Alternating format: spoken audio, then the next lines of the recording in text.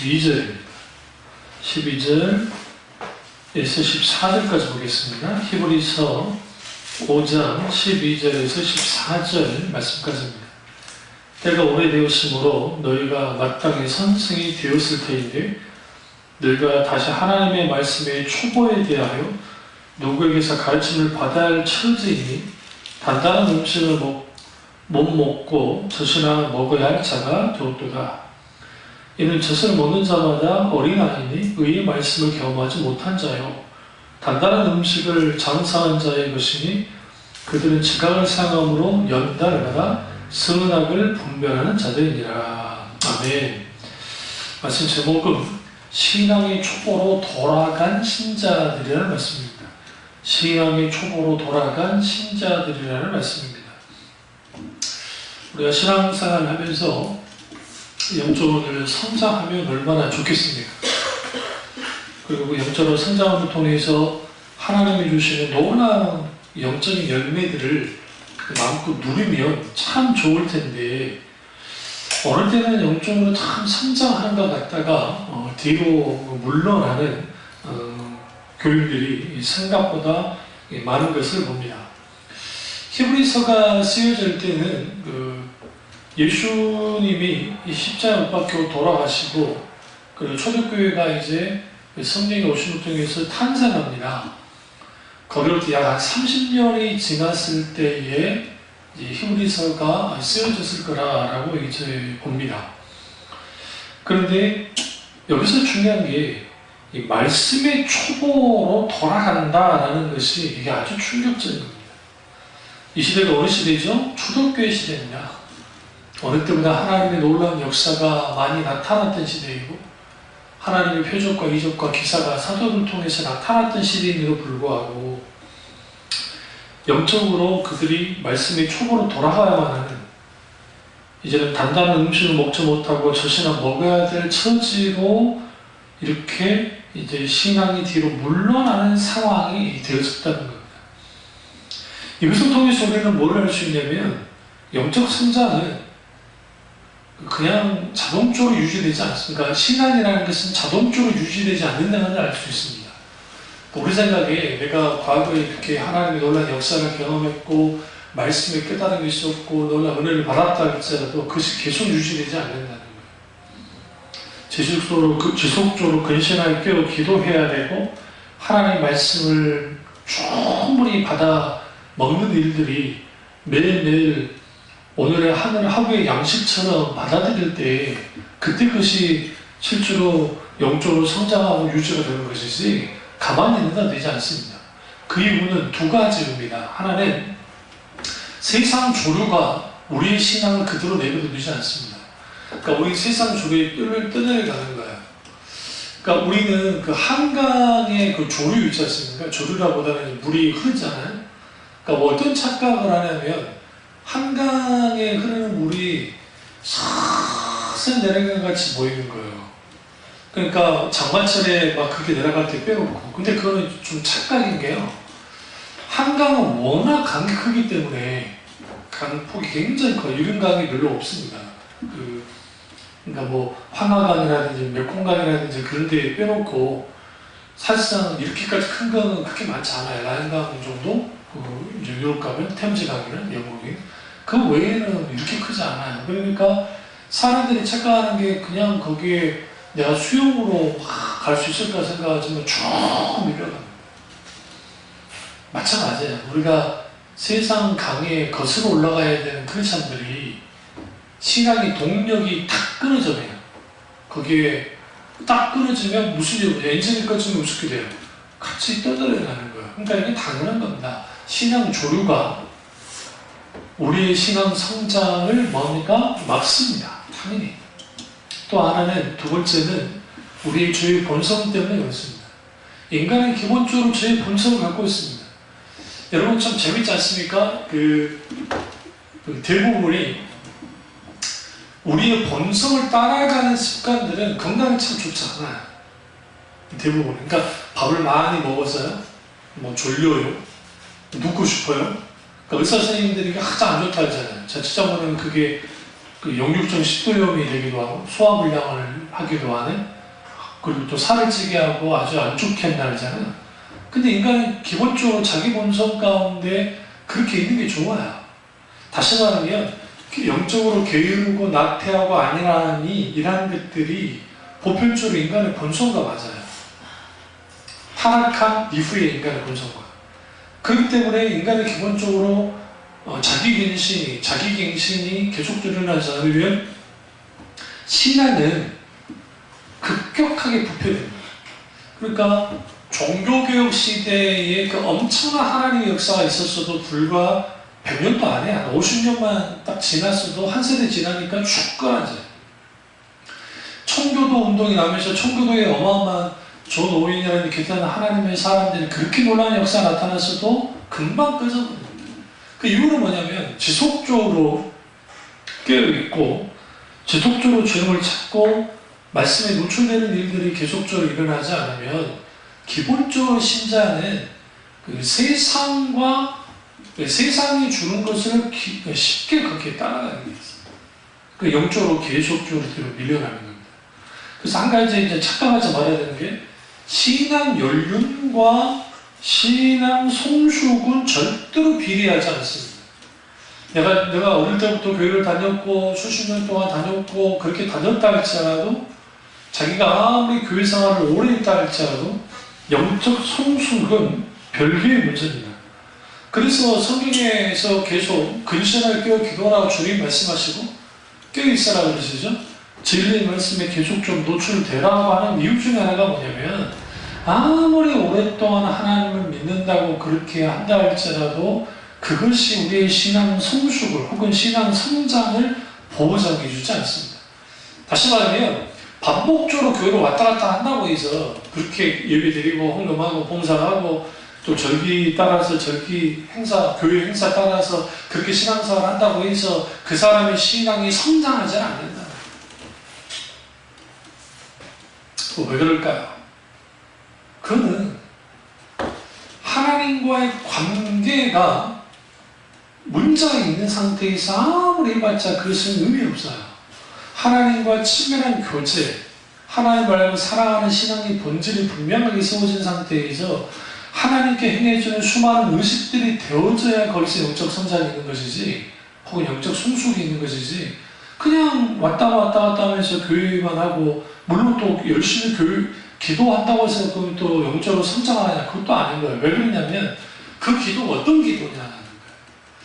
하나님과 대화하는 기도이냐 아니면 일방적으로 달라고 하는 기도냐 이걸 조금 더 풀이하면 하나님 얼굴을 구하는 기도냐 아니면 하나님의 손만을 구하는 기도냐에 따라서 달라지고 또 하나는 기도 가운데서 가장 중요한 핵심은 하나님의 뜻을 하나님의 마음을 아는 거예요. 많은 사람들이 하나님께 기도하면서 하나님 내 마음 좀 알아주십시오 라고 기도합니다. 내 처지가 이렇잖아요. 내 환경이 이렇잖아요. 그러니까 하나님 내 마음 좀 알아주십시오. 하지만 그것도 필요하겠죠. 그러나 그보다 더 중요한 것은 내가 지금 하나님께 기도하고 있는데 그 기도가 하나님이 원하는 기도인지 아닌지를 일단 먼저 알아야 되고 그리고 그 하나님이 지금 나를 향한 하나님의 뜻이 뭔지를 분별해야 돼요. 뭘 통해서요? 기도를 통해서. 그 기도 가운데에서 그렇게 됐을 때에 나의 잘못된 것들을 하나님 앞에 깎아져 나가면서 거기에 영적 성장과 영적 성숙이 있는 것이지 내가 뭔가 하나의 소원을 가지고 내가 이루고자 하는 뭔가를 가지고 뭐 철학을 하고 뭐를 하고 하고 해서 설사 성취된다 할지라도 거기에 영적인 성장은 없습니다. 우리 한 가지 착각하지 말아야 될 게 하나님의 손을 구해도 하나님 때로는 그 손만을 구하는 자들에게 응답도 하십니다. 그 이유는 그 응답마저 하지 않으면 그들이 아주 그냥 쓰러져 넘어질 수 있기 때문에 해주기도 하는 거예요. 그 대표적인 거에 광야 1세대의 백성들입니다. 그러니까 광야 1세대 백성들이 막 우리가 홍해 앞에 섰을 때 그들이 울부짖었다 했어요. 부르짖었다 했어요. 그때 이런 우리는 착각하는 게 기도했다고 생각하면 큰 오산이에요. 이게 아우성졌던 거예요. 물이 없을 때도 마찬가지고 많은 상황이 그래요. 근데 하나님 뭐 했어요? 그들에게 뭘 줬죠? 응답하셨어요. 그러니까 시편 기자가 그 부분을 해서 뭐라고 했냐면, 그들이 하나님의 얼굴이 아니라 하나님의 손만 하고 있기 때문에 그들의 영혼이 파리해졌다 했습니다. 이 파리해졌단 말은 무슨 말이냐면 완전히 헬스케지고 말라 비틀어졌다. 그러니까 아무리 기도응답이 많아도요, 자기가 생각하는 기도응답이겠죠? 그게 많아도 영적으로 내가 성장하지 못하고 있다, 성숙하지 못하고 있다 한번 점검해봐야 돼요. 그런 의미에서 우리가 분명하게 볼 필요가 있습니다. 그러면 겉모습만 그리스도인이고 내면으로는 영적 성장이 멈춘 그 성도들의 특징이 뭐냐? 첫째는 깊은 진리의 말씀을 받아들이지 못합니다. 첫째가. 그래서 오늘 보면 그 선생되었을 텐데 이런 말하죠. 12절 보세요.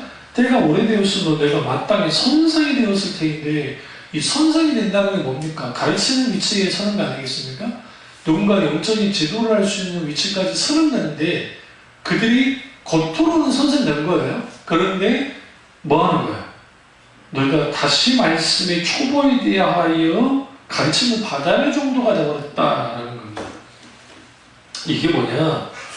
영적 성장이 멈춘 그 성도는 더 이상 하나님의 말씀을 받아들이지 못합니다. 그러니까 이게 설교 말씀이든 기록된 하나님 말씀이든 그 말씀을 좀 깊이 받아들이지 못해요. 그러니까 오늘날 교인들에 있어서 가장 큰 교만함이 뭐냐면 그 설교 내가 다 안다는 거예요. 그러니까 목사님들이 설교를 합니다. 그러면 한 교회에 적어도 한 3년 정도 같이 있으면 대부분의 목사님의 설교라는 것이 그 담임 목사님의 설교가 그 내용이 그 내용이지 사실 그렇게까지 벗어나는 경우는 거의 없어요. 실제로. 그럼 이제 교인들은 무슨 생각하냐면 나는 그걸 다 알아. 왜? 내용 다 아니까요. 척하면 척이라고 목사님 이렇게 설교하면 또 이런 설교하실 거를 알아요. 문제는 뭐냐면 그렇게 되어줘도 내가 지식적으로 안다고 해서 하나님 말씀을 아는 것이냐? 그렇지 않습니다. 그 말씀의 귀가 닫혀버리면 단단한 음식을 못 먹어요. 이게 문제예요. 그러니까 설교가 조금 어렵잖아요. 그러면 그걸 못 들어요. 그러니까 오늘날 한국교회가 이렇게까지 무너진 이유는 뭐냐면 소위 말하는 초등교회 목사님들, 우리 저희 다 은퇴하셨지만 그 목사님들이 아주 쉬운 설교를 했습니다. 주일날. 누가 들어도 다 이해할 수 있는 그 수준을 어떤 그 신학대 교수님이 초등학교 3학년 수준이다라는 표현을 썼는데 초등학교 3학년 수준의 설교를 했어요. 그 설교가 쉬운 게 문제가 아니에요. 그러니까 그건 틀렸다고 생각하잖아요. 그건 참 귀하다고 생각해요. 왜냐하면 누구든지 알아줄 수 있다는 거. 근데 문제가 뭐냐면 그렇게만 갔으니까 문제예요. 그러니까 딱딱하고 좀 깊이 있는 말씀들이 간단하게 선포되지 못했어요. 당연히 큰 교회를 목사님들이 따라가다 보니까 이제는 교리 설교나 신학적인 설교가 빠져버린 거예요. 신학적인 설교가 빠져버리면 뭐가 문제가 되냐면 메시지가 설교가 아주 가벼워져요.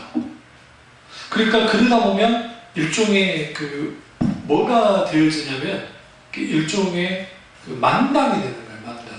울렸다, 웃겼다 하는 그런 만담식의 소위 말하는 그런 설교가 되어버리면 그것을 듣고 자라난 교인들, 오늘날 이제 권사님 세대나 그런 분들이 그렇게 자라났는데 우리 세대도 마찬가지로 비슷하게 그렇게 자라난 세대는 더 이상 하나님의 그 말씀에 깊이 있는 말씀을 받아들이지 못해요. 그래서 조금만 설교가 조금만 어려워도 못 듣겠다 아웃을 치는 거예요. 이게 단단한 음식을 소화하지 못한 젖먹이처럼 젖만 먹어야 되는 말씀 촉으로 돌아간 신자들의 전형적인 특징입니다. 우리 교인들도 그럴 수 있어요. 전체적으로. 그렇기 때문에 영적으로 조심해야 돼요. 책을 읽더라도요. 아주 쉬운 책들은 누구든지 다 읽을 수 있어요. 응? 그런데 깊이 있는 책들을 조금씩 읽기 시작해야 돼요. 그러니까 깊이 있는 책과 좀 가볍게 볼 수 있는 책을 같이 보면서 해나가면 그때 깊이 있는 사유라든지 이런 그 기독교 양서책을 깊이 보게 되는데 그게 안 되면 무슨 일이 벌어지냐면 늘 구술적으로만 보는 거예요. 그러니까 만화책이라는 게 나쁘진 않아요. 그런데 만화책만 본 사람은 뭐가 없어지냐면 good imagination, 좋은 상상력이 사라져요. 왜 그러냐면 이미 그림이 다 나와 있기 때문에. 그리고 만화라는 것은 거기에 큰 지문들이 들어가지 않아요. 딱딱딱 저기 대화라든지 거기에 여러 그림을 통해서 여러 가지 설명이 되기 때문에 그 자체는 가치가 있긴 있는데 그렇다고 해서 어떤 사람이 깊이 있는 그런 그 어떤 생각이라든가 그냥 보고 즐기는 정도로 만화는 괜찮지 모르지만 깊이 있는 사유와 그리고 좀 더 깊이 생각하는 그런 건 안 돼요. 제가 버스 타고 가다가 어떤 아가씨가 하나 앉았는데 제가 앉기가 좀 크니까 본의 아니게 그 아가씨가 스마트폰을 이렇게 하는 걸 봤어요. 근데 그게 이제 저기 만화 있잖아요. 까먹었는데. 그거를 보는데 제가 얼마나 웃겼냐면 재밌는 이거 읽을까 했는데 거의 읽자면 탁탁탁 돌려요. 얼마나 빠른지 몰라요.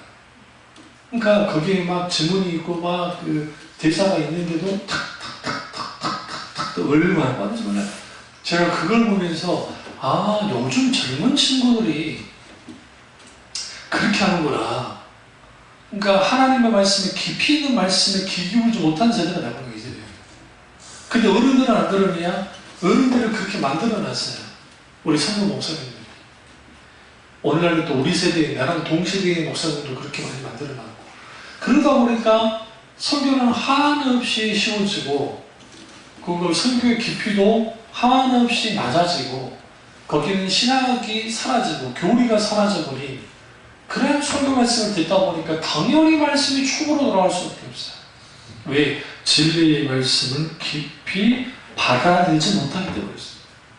또 하나는 배교의 유혹에서 벗어나지 못해요.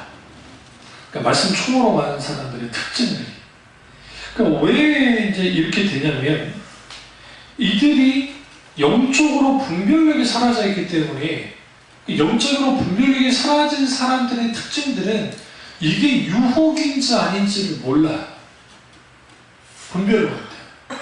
그러니까 요즘 막 무슨 비트코인으로 가상화폐로 사기치는 사람들 그리고 심지어 어떤 CNN 뉴스에 나와가지고 외국 나쁜 놈인데요. 외국 사기꾼인데요.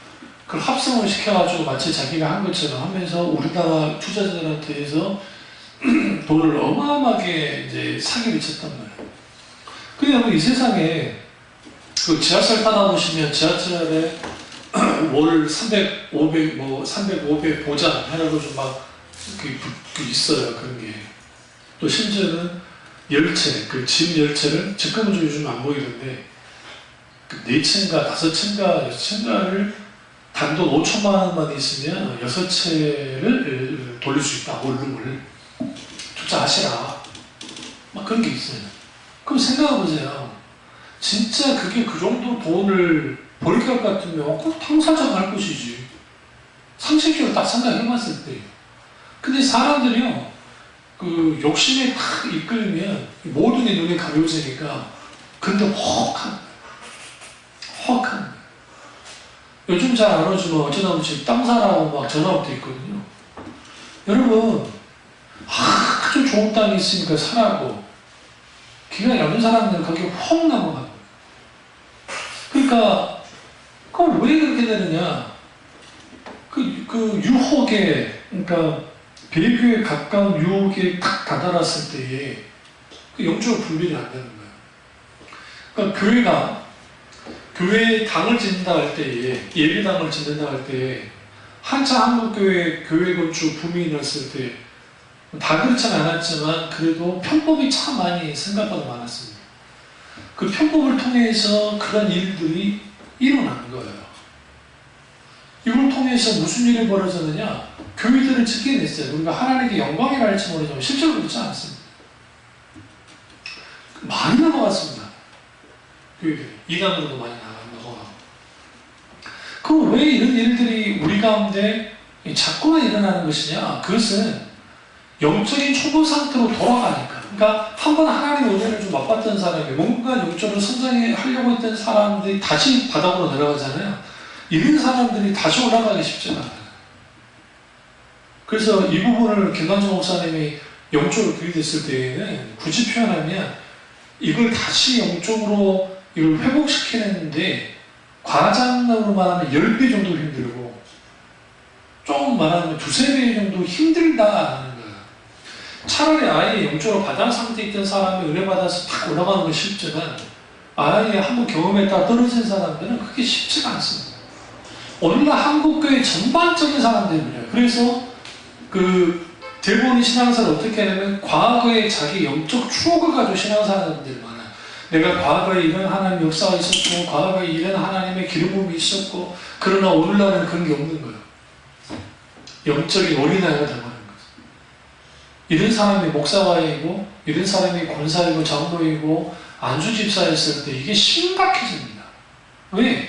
영적인 어린아이가 어른 행사하고 있기 때문에. 겉보기로는 어른이에요. 또 신앙 영적으로도 어른이에요. 근데 정작 영적으로는 어린아이 불과해요. 젖먹이에요. 젖먹이. 애도 아니고 젖먹이에요. 영적인 젖먹이 상태에 있게 되어지면 뭐를 선악을 분별하지 못한다. 이게 아주 심각해요. 선악을 분별하지 못한다는 말은 이게 영적으로 이게 문제가 있는지 없는지 알지 못하죠. 그러면 이제 이런 사람들에게 공통적으로 있게 되는 그 현상이 뭐냐? 영적인 실종을 잘해요. 그러니까 영적으로 실종을 잘한다고요. 그러니까 어떤 설교를 듣잖아요. 그 조금만 설교를 듣고 자기 마음에 어떤 막 안 들면 그걸 가지고 트집을 잡아서 이 목사님들을 막 공격합니다. 그러니까 오늘날의 교인들은 이제는 과거에 그래도 권사님 세대의 분들은 그나마 그래도 목사에 대한 존중감이라는 조금은 있었는데 오늘날은 목사에 대한 존중감이 없습니다. 그 조그만 문제 생기면 이 새끼 저 새끼는 기본으로 해요. 목사를 하면서. 그럼 왜 그러느냐? 그들의 눈에 하나님이 안 보여서 그래요. 영적인 분별력이 없으니까 이게 아주 막 가는 거야. 이렇게 막 가는 행동들 하는 이유가 뭐냐면 살아서 역사하는 하나님의 놀라우신 그 크신 은혜가 교육 가운데 함께하면 그런 일이 없을 텐데 이게 안 되는 겁니다. 그래서 그 성경에는 그 영적인 어린아이 상태에서 반드시 벗어나야 된다고 분명히 말합니다. 그래서 베드로후서 3장 18절에 예수 그리스도의 은혜와 그를 아는 지식에서 자라가라. 여기서 중요한 게 예수 그리스도의 은혜와 그를 아는 지식에서 자라가는 거예요.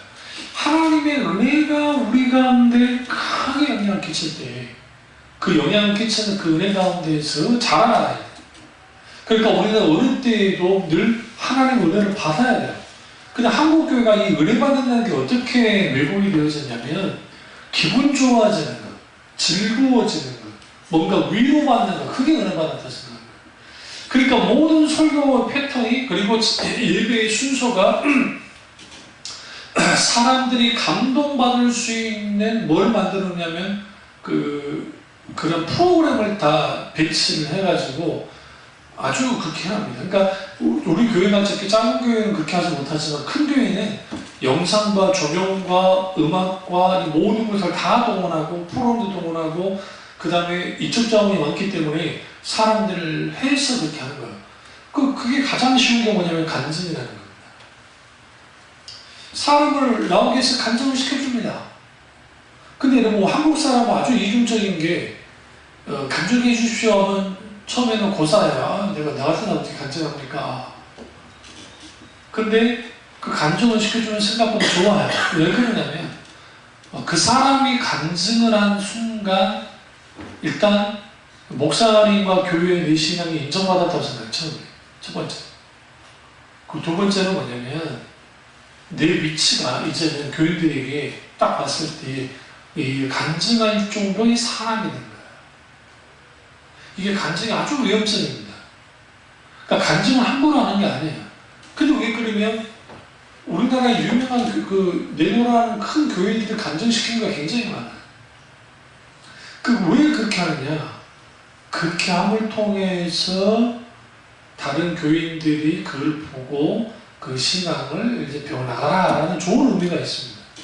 그러나 이걸 조금 더 들여다보면 영적으로 문제가 있는 사람들, 뭔가 열심히 없는 사람들에게 일종의 자극을 주는 거예요. 영적 자극, 좋게 말하면 영적 자극이에요. 신앙적인 자극을 주는 거예요. 그 자체는 뭐라고 하겠어요? 근데 문제가 뭐냐면 그게 인간의 감정에 맞춰져 있을 때 문제인 거예요. 인간의 마음이 움직여지는 것은 뭐에서 움직여지냐면 하나님의 말씀이 우리에게 부딪혀져요. 다시 우리 지성에. 그리고 그것이 감정으로 나아갈 때 온전한 하나님께 반응하는 것이지, 모든 것이 인간의 감정에 딱 맞춰 있으니까 감정에 호소하는 것이 넘쳐나니까 감정적인 사람들이 되는 거예요. 감정적인 사람들이 되니까 이제 뭐 하느냐, 소위 말하는 진리의 말씀, 그게 그렇게 중요하지 않아요. 그럼 뭐가 중요하느냐? 나를 좀 물려주고, 나를 웃겨주고, 나를 위로해주고, 내게 힘주는 그런 성경은 되는 거예요. 어? 그러니까 오늘 본문에 있는 이 하나님의 말씀은 그렇게까지 중요하지 않은 게 되는 거예요. 근데 오늘 히브리서 기자가 14절 보세요. 단단한 음식은 장성한 자의 것이니 그들은 뭘 사용한다고요? 지각을 사용한다. 그러니까 하나님의 말씀에 그 말씀에 지각이라는 것은 지성인데 그 지성을 사용해야 돼요. 이게 성경에서 말하는 그 성숙한 신자들의 특징입니다. 그런데 이러한 영적인 분별력이 사라지면 사람들은 뭐에 의해서 반응되냐면 자기들의 감정과 프로그램과 그 교회의 분위기와 그 교회의 전통과 그 교회가 갖고 있는 어떤 그날 그 지역 속에 있는 지역색들이 같이 어우러져서 그렇게 되는 거예요. 그러니까 아이러니하게도 분명하게 객관적으로 봤을 때 그 교회 목사님과 그 교회가 문제가 있는데도 불구하고 신기하게도 그 교회 안에 있는 사람들은 소수 빼놓고는 크게 문제 없다라고 생각합니다. 이게 좀 이상하지 않으세요? 그러니까 누가 봐도 그건 정말 잘못된 건데, 이게 정말 잘못된 건데, 근데 그 교회 안에 있는 사람들 중에 일부를 빼놓고는 상당수가 문제없다 생각해요. 그 이유는 뭐냐면 그들과 함께하는 그 목사님이 거의 교주와 가까운 사람. 이게 좀 과격한 표현인데, 이거는 그 북구문학이라는 책에서 김관종 목사님 그분으로 경계를 했는데, 목회자가 마치 교주처럼 그 다음 위치에 있었을 때 이건 아주 심각해진다. 오늘날 그런 분위기가 한국교회 생각보다 많아요. 그분들은 교주는 아니지만 거의 교주 비스크림한 위치까지 올라가 있어요. 다시 말하면 하나님에 계시면 예수님 바로 밑에, 아니 밑에 아니 바로 옆에 있는 것처럼 그렇게 절대적인 어떤 존재가 되니까 그들의 한마디 말 한마디가 이제는 뭐가 되느냐, 일종의 하나님의 말씀처럼 되어버리는 거예요. 분명히 영적으로 문제가 있음에도 불구하고. 이게 뭐냐? 맹신입니다. 맹신. 우리는 맹신하면 사람들이 막 열광하고 막 그것만이 아니에요. 이건 당연히 맹신이고, 그 소위 말하는 그 종교적 형태 속에 있는 그 이데올로기, 그러니까 그 교회가 만들어낸 사상, 그리고 말씀이 아니고 사상, 이걸 이데올로기라는데, 이데올로기 안에 딱 갇혀 있으면 그게 맹신인 거예요. 그게 대표적인 바리새인입니다. 바리새인들은 율법주의라고 하는 이데올로기에 딱 맞게 잡혔어요. 그러니까 재밌는 것은 기복주의나 인본주의나 그리고 소위 말하는 그 율법주의나 뭐 주종통이 마찬가지로 다 생명이 없다는 것은 다 공통적이고 영적인 생명은 없어요. 그런데 재밌는 게 큰 힘을 발휘합니다. 율법주의의 힘을 갖고 있어요. 그래서 그 사람의 자기 의와 자기 공동신앙에서 욕심에 이끌려서 그렇게 가고, 기복주의는 복이 중심이기 때문에 그 복을, 인간의 기본적인 욕구는 잘 되고 싶어 하는 욕구입니다. 갖고 싶어 하는 욕구. 그게 잘 떨어져요. 그게 잘 맞아요. 그러니까 거기에 딱 들어가요. 그러면 그런 상황이 되면 그 메시지가, 그러니까 하나님의 말씀의 메시지가 이게 옳은 건지 아닌지 영적으로 분별하기보다는 그게 내게 이익되면 되는 거예요. 다시 말하면 나한테 이익만 되면, 내게 손해만 되지 않으면 그게 어떤 말씀이라고 상관이 없게 되는 거예요. 그게 예레미야 시대 이스라엘 백성들의 전형적인 특징입니다. 여기서 문제가 뭐냐? 영적인 분별을 겪기 때문에 그게 옳은 줄 알고 따라가는 거예요. 왜요? 달콤하거든요. 왜요? 맛있거든요. 왜요? 그럴싸하거든요. 왜요? 아주 말초적으로 나를 올렸다, 웃었다, 좋게 했다, 막 그렇게 만들어주거든요. 그러니까 스트레스 받았다가 교회 가면 스트레스를 다 풀고 나오는 거예요. 그런데 진리의 말씀에 근거해서 하나님 말씀이 소파되는 교회를 가면 왜 저 목사는 치기만 하냐라고 나오는 거예요. 첫째, 친다. 설교로 친다, 교인들을. 두 번째는 좀 극단적인 근본주의자라는 거예요. 그러니까 하나님의 말씀에 입각한 설교를 쭉 해나가고 그게 목회를 하면 근본. 그래서 여주보 목사님 향해서 어떤 사람 글 쓰는 걸 한번 읽어봤는데, 이 사람은 너무 극단적인 근본주의자예요. 이 사람은 그러니까 그게 근본주의가 뭔지, 복음주의가 뭔지, 개혁주의가 뭔지도 이해를 못하는 사람이에요. 한쪽으로 쭉 치우쳐 있어요. 그리고 전반적인 한국교회 분위기가 그렇게 많이 흘러갑니다. 그러니까 설교는 아주 쉽고 재밌고 그래야 돼요. 그래서 제가 이해가 안 되는 게, 여전히 제에게도 지금 문자가 오는데, 자기가 만들어낸 설교인데 그 설교를 팔 테니까 해라. 그 목사님들 거짓말은 진짜인지 모르겠지만 폭발적인 반응들이 있다고 막 그러는데, 그런 설교문들을 사다가 양들에게 설교하겠다고 생각하는 목사들이 이게 제대로 된 거냐는 거예요. 좀 묻고 싶은데. 저도 이제 목회한 지 꽤 됐습니다. 그러니까 그 단도 목회한 것만 17년이잖아요. 그러면 그 정도 했는데, 설교를 준비할 때, 누구 설교지 그거 가져다가 그냥 그걸로 확 해버리면 끝나면 됩니까? 저도 이제 목회를 계속 하다 보니까 설교가 어렵다는 것을 더 느껴요. 그러니까 오히려 잘못된 설교할 내용도 많고 했다가 이제 하다 보면 이 설교라는 것이 한계가 있어요. 그때마다 하나님의 말씀에 깊이 묵상하고 하나님 비추인 대로 설교하면 되잖아요. 원래 그런다고요.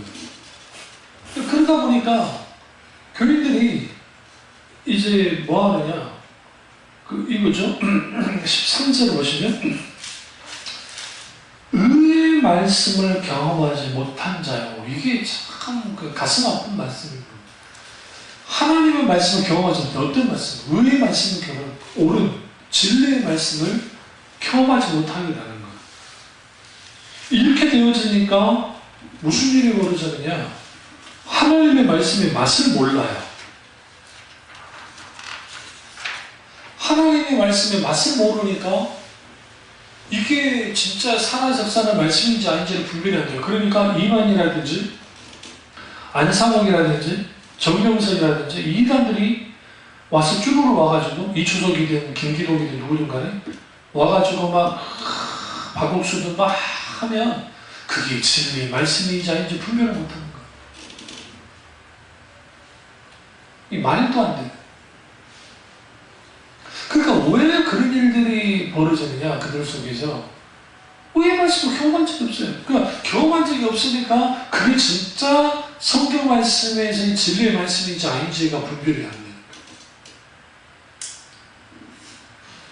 그러니까 CTS나 CBS에서 나와서 많은 소위 분강사라고 하는 목사님들의 설교를 보시면 아주 유명한 그분들 쭉 내용을 들어보면 이분이 불교 신자인지, 그러니까 불교의 스님인지 목사님인지 모를 정도의 메시지가 있고, 또 하나는 이분이 하는 말이 심리학자인지 심리학자가 아닌지 모를 정도의 메시지들이 막 들어가 있어요. 혼합돼 있어, 혼재돼 있어.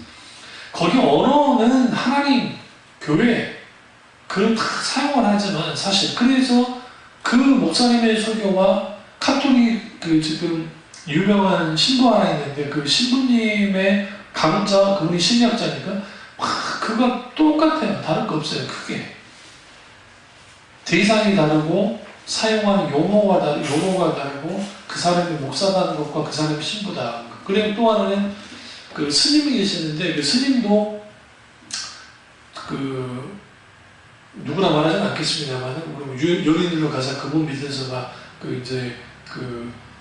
무슨 법회 하는데 그 스님 말하는 걸 쭉 들어보면요 크게 다를 게 없어요.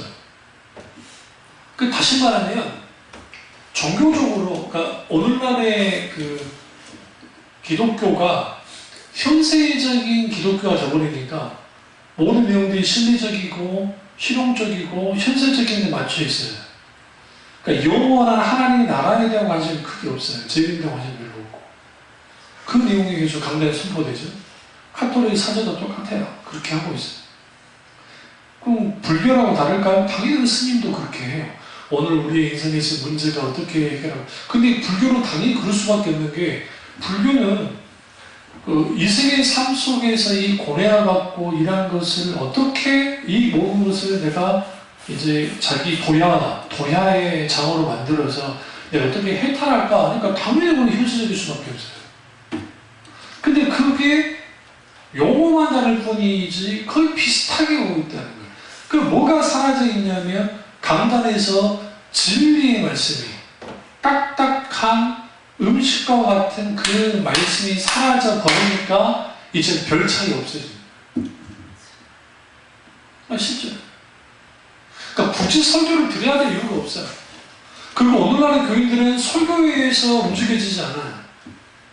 설교는 설교일 뿐이야. 그들이 원하는 것은 그렇게 교회라는 곳에 나가서 그 교회에서 소위 말하는 자기가 문화적으로, 정서적으로, 아니면 자아 실현의 입장에서 그렇게 되면 만족하는 종교인들이 생각보다 많고, 또 하나는 어릴 때부터 또 집안 대대로 기독교인이었기 때문에 기독교라는 종교로서 나가는 사람도 있고, 또 하나는 뭔가 내가 종교로서의 어떤 기도가 제일 낫다고 생각해서 나온 사람도 있어요. 모양 다 달라요. 또 처음부터 예수를 믿겠다고 나온 사람이 없을 수는 없겠지만 그냥 드물고, 그러면 거기에 강단의 메시지가, 설교가 살아있고 진리의 메시지가 그렇게 선포되어지는 그런 사람들이 바뀌어질 거예요. 왜? 결국 말씀의 작용에서 성령의 조력 가운데, 말씀 가운데 역사하면 사람들이 그 말씀을 두고 변화될 거니까. 그런데 그 메시지가 사라진 상황이 되니까, 그 메시지가 살아있어도 사람들이 잘 안 바뀌는 판에 그 메시지까지도 사라진 상태가 되어버리면 단단한 정치가 먹을 수가 없어요. 진리의 말씀, 은혜의 말씀을 경험할 수가 없습니다. 그러면 뭐가 되는 거야? 6장 보세요. 6장 1절. 그러므로 우리가 그리스도의 도에 뭘 버리고 초보를 버려야 돼. 첫 번째 버려라 하잖아요.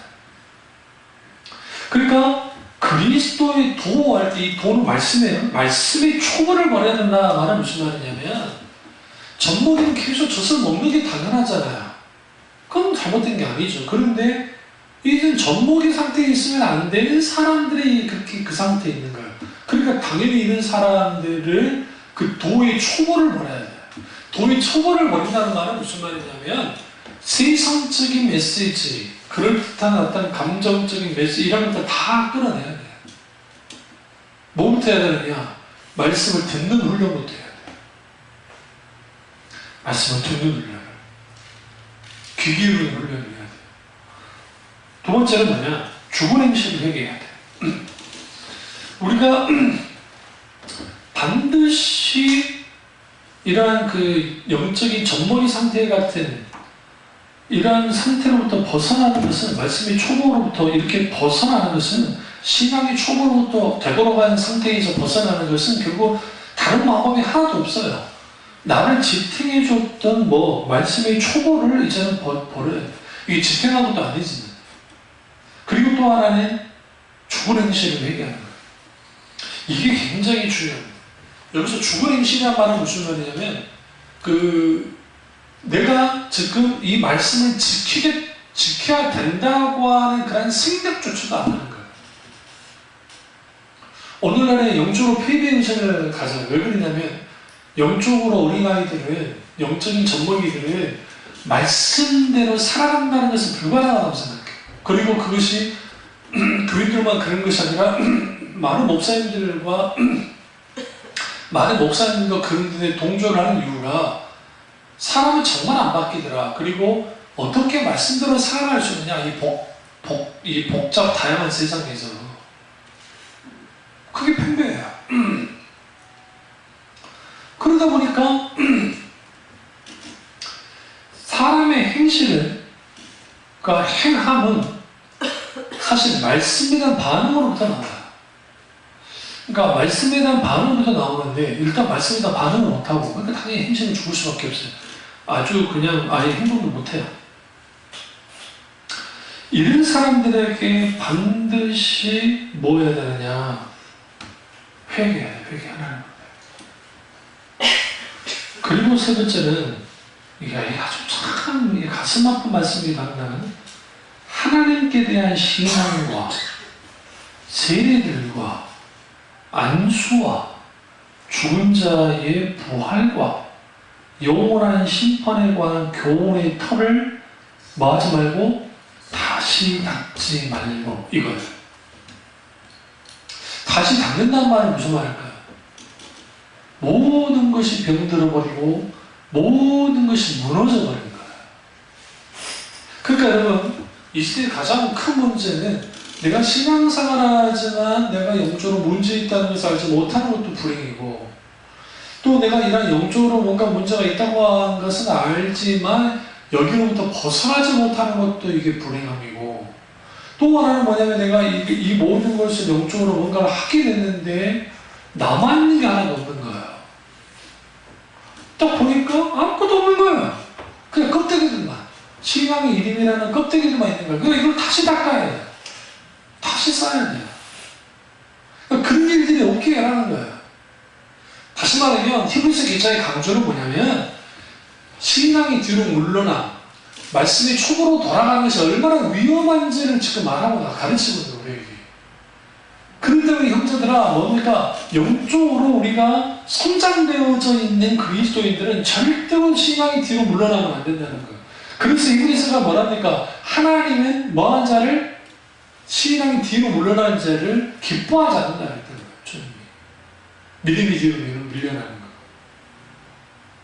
그래서 여러분, 내 사자는 후퇴는 없다고 하는 유명한 장군의 말처럼 신앙에는 후퇴가 없어요.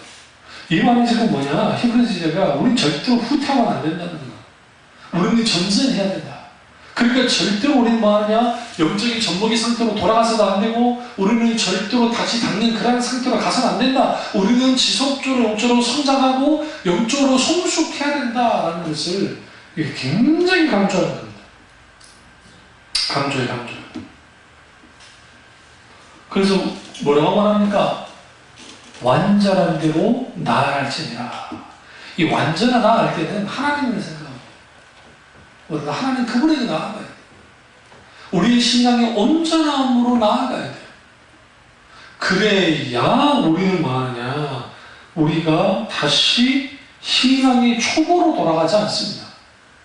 그러면 여기서 이제 여러분에게 말씀드리고 싶은 게 뭐냐면, 오늘날의 교인들과 목사님들이 어떤 의식이 없냐면, 내가 영적으로 문제가 생기고 영적으로 정말 더 깨어있지 못하면 내 신앙이 초보로 돌아간다는 생각을 안 해요.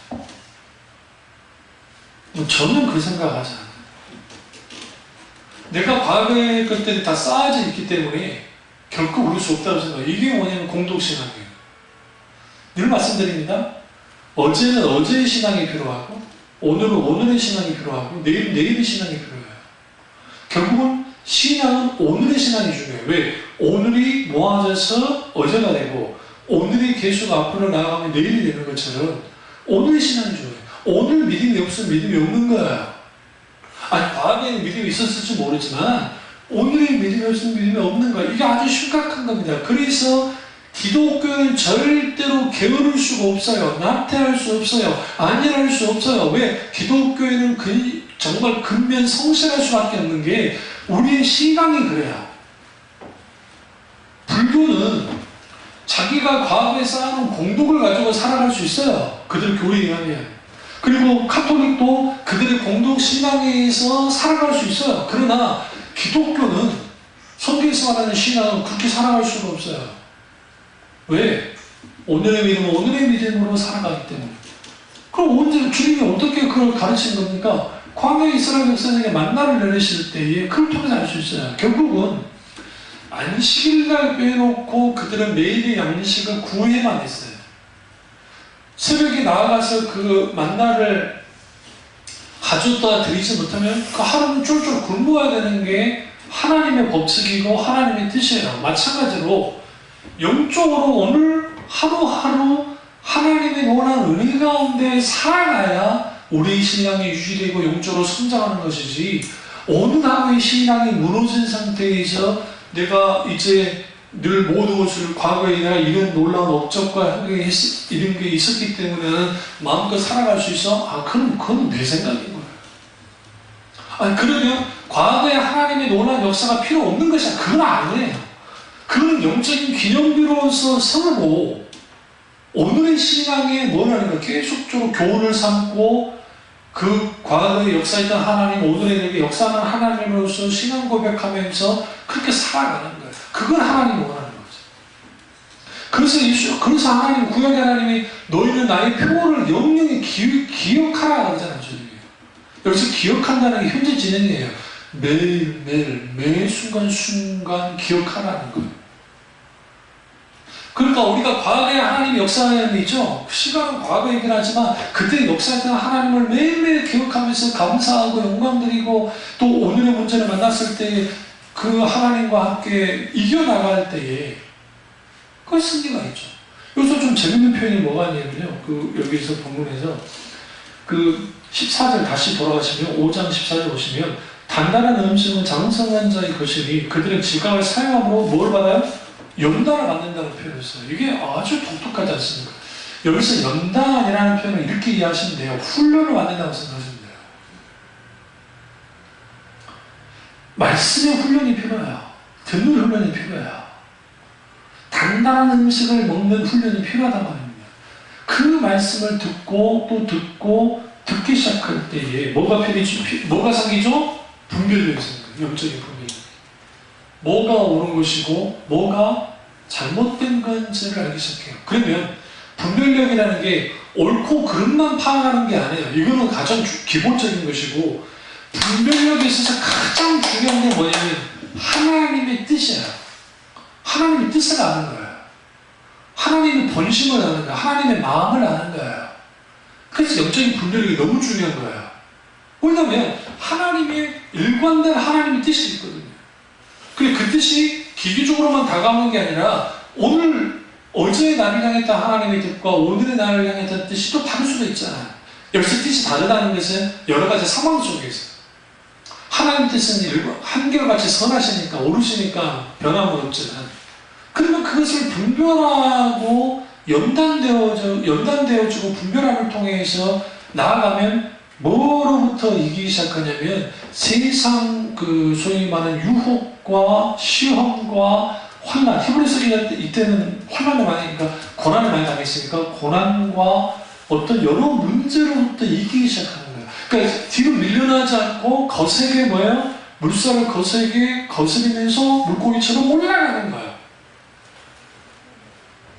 여러분, 고래를 할지라도요, 죽은 고래는 아주 서서히 흐르는 강물도 떼어내갑니다. 그 어마어마한 거리가. 그 고래들은 대부분 엄청 깊은 바다에 살잖아요. 어마어마한 파도 속에서도 지치지 않고 있던 고래지만 그렇게 죽어버립니다. 근데 피라미 하나 같은 작은 물고기도요, 좀 웬만한 이렇게 물살이 와도 살아있으니까 거슬러 올라갑니다. 여기서 오늘 어떤 교훈을 얻어야 되냐면, 겉보기에 교회가 어마어마하게 고래처럼 크고 큰다 할지라도 영적으로 죽어있는 라우디아 교회처럼 죽어있는 교회면 세상에서는 사탄은요, 비웃어요. 코드 좀 쳐요. 죽었는데요. 저게 되게 뭐가 문제예요. 그러나 서머나 교회나 빌라델비아 교회처럼 작았지만 살아있으면 문제가 생겨요. 왜 그러냐면 살아있기 때문에 세상을 거슬러 올라가고 있는 거예요. 세상이 거슬러 올라가면서 뭐까지 감행을 하냐면 세상의 잘못된 조류를 탁 막아버리는 거예요. 그리고 하나님의 길, 하나님의 공의를 강같이 한다 했잖아요. 그렇죠. 하나님의 공의가 흐르도록 그렇게 막 해버려요. 그러면 그때가 이제 하나님의 부흥의 때인데, 그 하나님의 부흥의 역사가 나타나기 시작할 때 영적으로 문제됐던 사람들, 아주 예수를 믿지 않았던 사람들이 주께로 막 돌아오고 회개하고 돌이키고 회복되는 역사가 있습니다.